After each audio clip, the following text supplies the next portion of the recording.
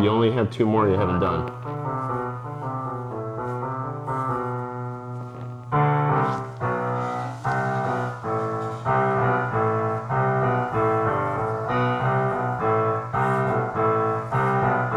Okay. Now I just went to the channel. I wanted to get to this because I wanted to show people like a good source.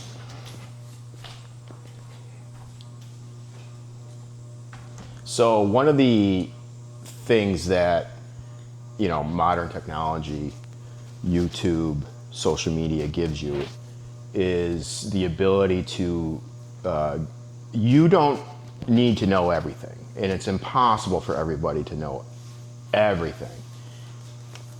What the internet allows us to do is you get your tutors. You're able to go anywhere in the world and speak with somebody that is an expert in whatever.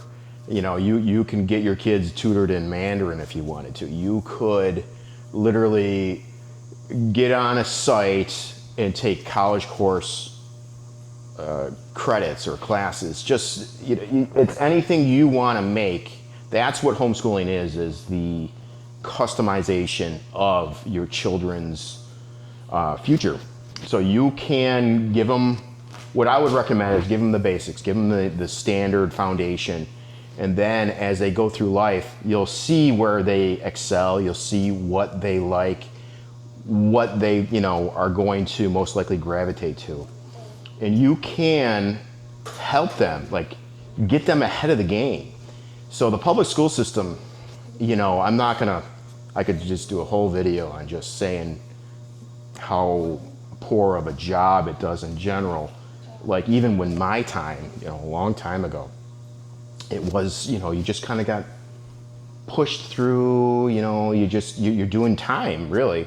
It's a system in place to support other systems.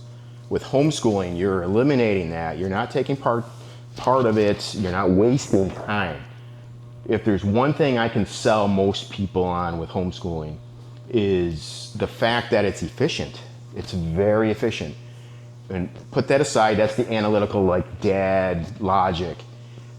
But equally as important, if not more, is you're gaining so much time with your children. Like I'm literally gaining another 20 to 30,000 extra hours. You know, you take into account their school day, their bus trip.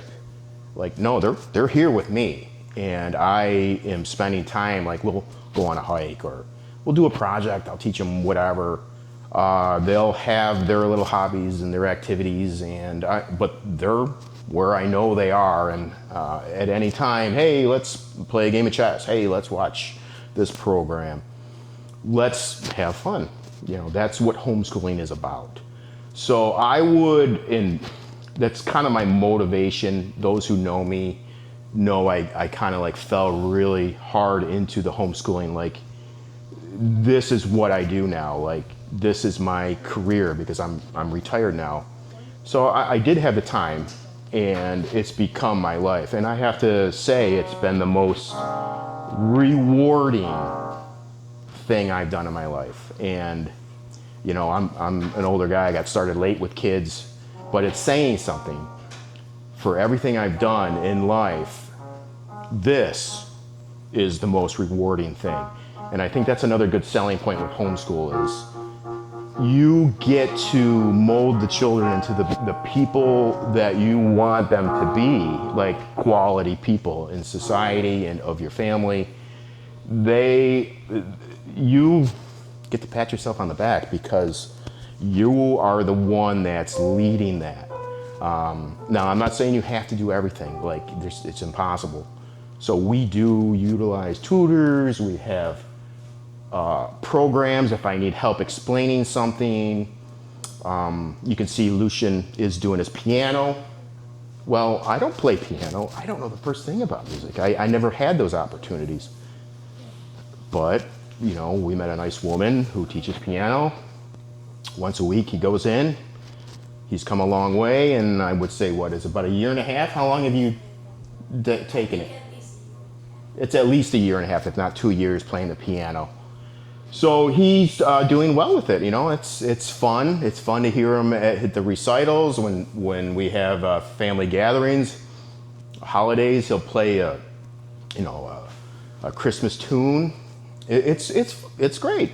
But anyways, that's just an example of, okay, you need outside help. You're customizing the curriculum. That's part of it. But if you ever need help, and this is just one example, this program here is something I'll use.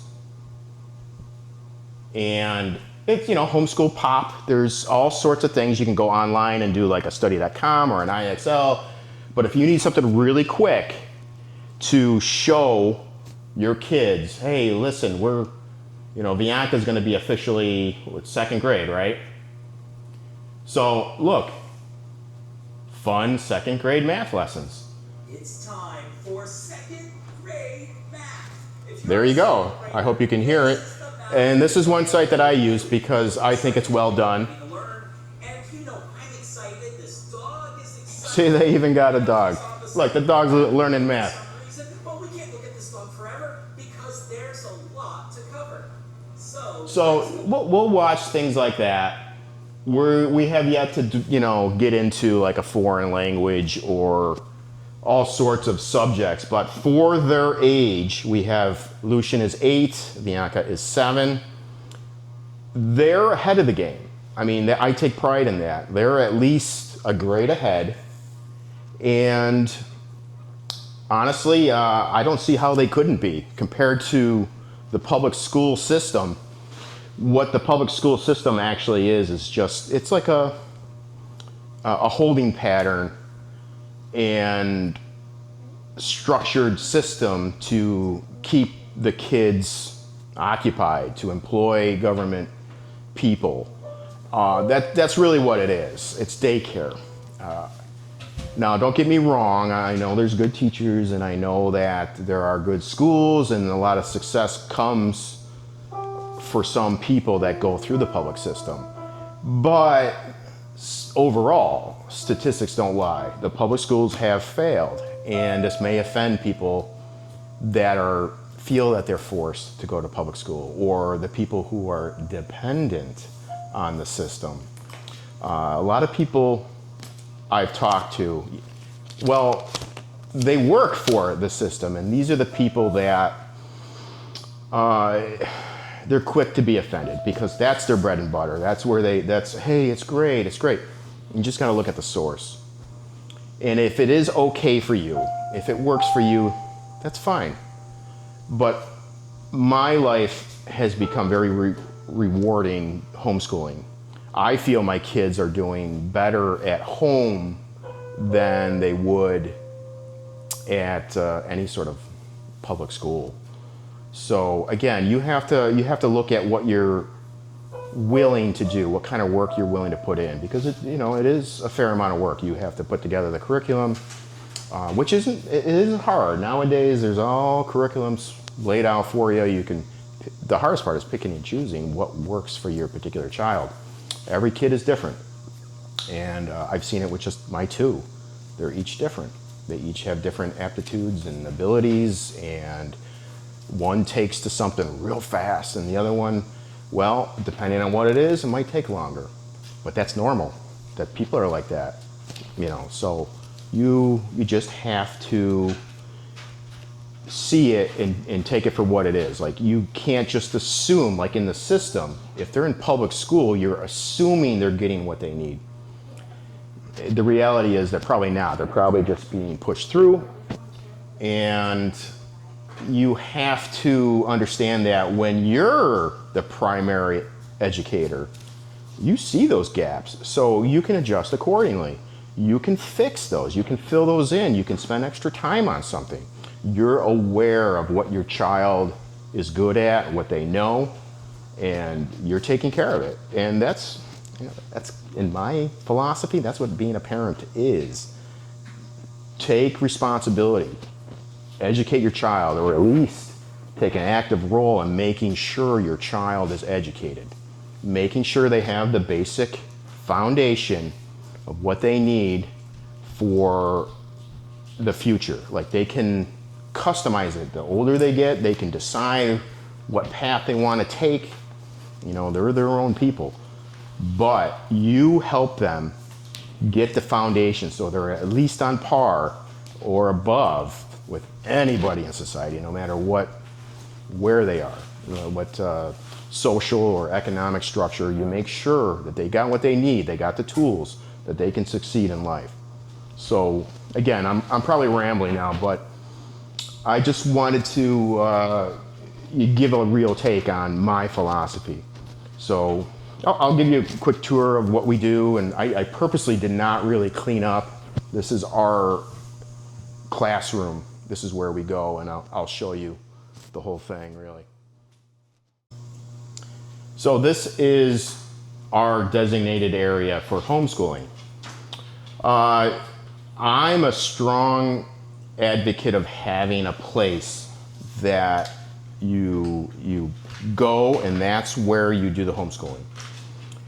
The reality is you're going to be doing it everywhere, but you need a place. I think it's been helpful that once the children are there, they know it's time to focus, they know it's time to learn.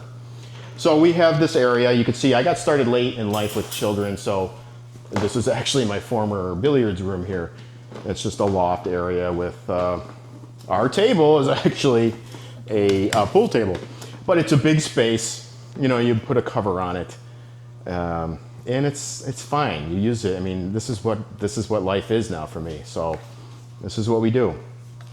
We have, what is this, Lucian? What's in the aquarium right now? So far we got, I'm not sure if the other bullhead's in here because Jaws was in here, but he's not in there anymore. So what was Jaws, and what do you think he did? Jaws was a bluegill that was humongous, and he probably ate the other one. Now I know you have at least one bullhead in there, right? Yep.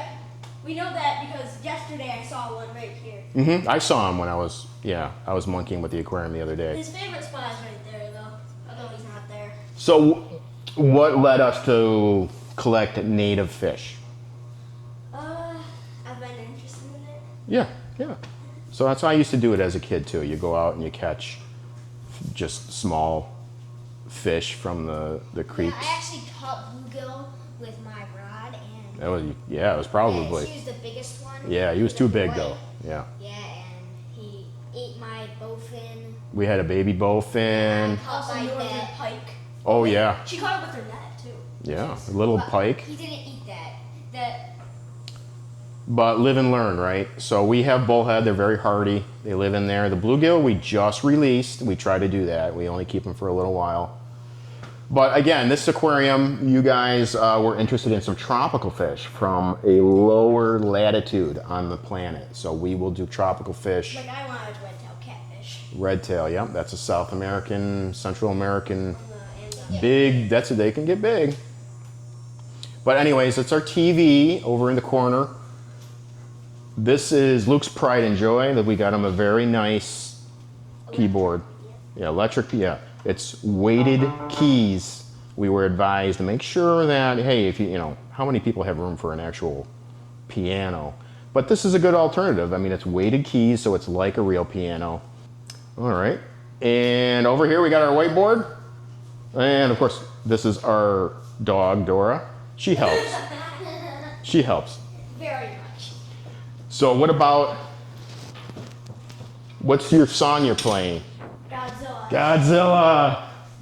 So we're Godzilla fans. We love if you can see that. So we got a big old Godzilla statue and some other things. And of course, we're also big time American. We love America and we love the U.S. Everything that has to do with it and the Constitution. So, but anyways, we'll talk more about that as they get older. Okay, what else? I mean, it's pretty simple. We got a big table with our curriculum. We have been using The Good and Beautiful. It's been fine. It is a little repetitive at times, but it's good for at least one of my kids, and then the other one we supplement accordingly.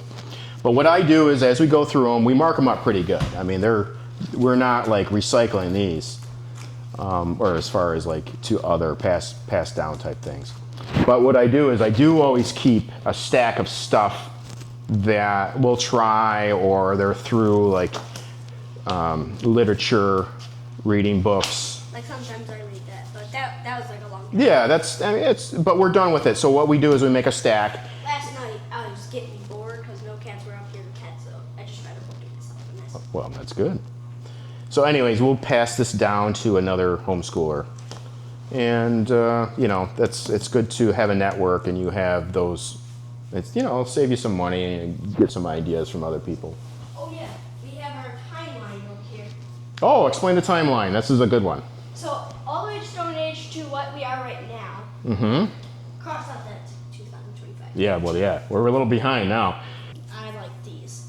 I would guarantee for you to get these because these help you when you're trying to learn history. Yeah, those are good. I was pleased with these. The history book or books, but they're very basic for younger children. You go from Stone Age, you cover all the major civilizations, including your Egyptians, ancient Greeks. You cover from Bronze Age into the Iron Age, the Romans, the Vikings, and now you're getting into Europe. The Maya, that's South America. We haven't covered that yet, but the Middle Age is very interesting. And these are fun, But again, you go to the library. We go to the library a lot, so we'll supplement whatever current subject we're on, and we just try to get a good coverage and read as much as we can. Some things stick, and then some things we gotta hit again in a year, and that's just how education is. You can't remember every little thing, and you cover the best you can, so you're a well-rounded person. Other than that, you make sure you got your coffee. You go through your math and language and arts are probably the most important. The history is also very important in my opinion. And, our philosophy is mind, body, and spirit. So you need to always be working on those three things. And I think if you put the effort in, your little ones will grow up to be quality big ones. They'll be good people, be well-rounded and successful in life. That's my goal. Basically, any parent should look at it like this. You are preparing them for life without you. And that is, that's the big picture. You want them to not just live, but to thrive in life. So you do the best you can, Okay, so I think that's everything. It's pretty simple. We have the curriculums are going to be different for everybody. We use online. The kids have their computer. We use IXL. Luke really, he seems to have taken to that pretty well. V might need a little supervision at times with the IXL. Yeah. So you just sit with her. It does take time, but I don't mind. It's just time with your kids, and you just go through. I And did one by myself today. the whiteboard comes in handy. We'll go through phases where we do word of the day. When you show them your dictionary. Oh yeah, that's just We haven't done it in a good couple weeks. It is summertime, so we've been This kind was of actually busy. free from the library. Oh yeah. Dictionaries are a dime a dozen, but they're cool. I love dictionaries. You're gonna laugh at me, but I used to love just reading the dictionary. And I looked up different words, and when I was working, I would always try to throw in just obscure words into my reports, and it was a way for me to kind of like, it was kind of half joke, but it was funny for me, and it occupied my time. I would put in a really obscure word in my reports Like, that would. means the same, but Yeah, it's just a word you don't see very often, and I always pictured the supervisor scratching their head, what is this word? And I just thought it was amusing. But yeah. So I'm going to draw a picture, and you gotta guess it. Okay.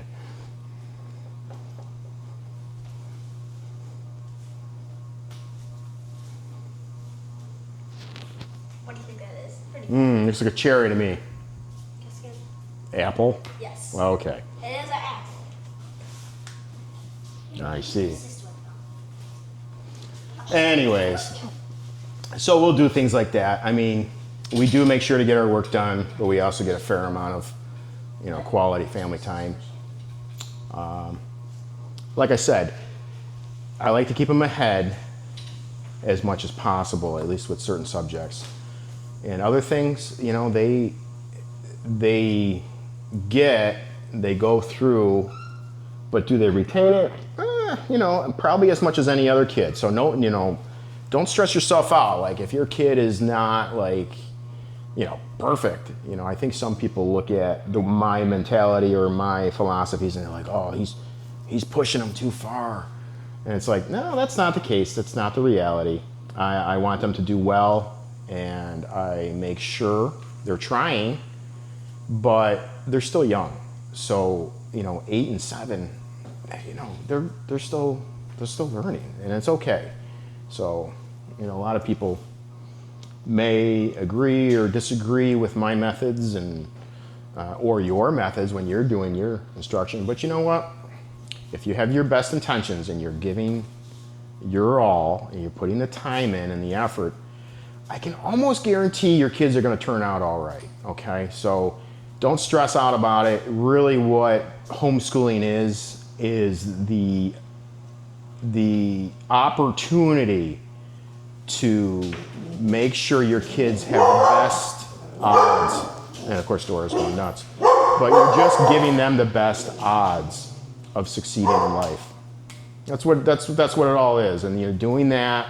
You are making sure, because you can never depend on anyone else. You might get lucky and you might get some good instructors. You might get some good teachers in general. But really, it's a roll of the dice. And that's what I tell people. You just don't know. When they're with you, or at least you are more comfortable saying, I think the odds are pretty good. I'm going to make sure they grow up to be good people. Okay, I'm going to guess that is a kitten. Yes. See? That's a rabbit. No, it's not. That's not a rabbit? No. Oh, you're full of it. That's a Oh, rabbit. I know it. I know what it is. It's a big, fat, floppy eared dog. Yes. Dog? Okay. Yeah, Dora, Vivi loves Dora's ears. Well, it looks like my camera's ready to die, and this is, this may or may not be entertaining for people, but, this is our schoolroom tour, and I think we'll wrap it up. What do you think? Yep. Say goodbye.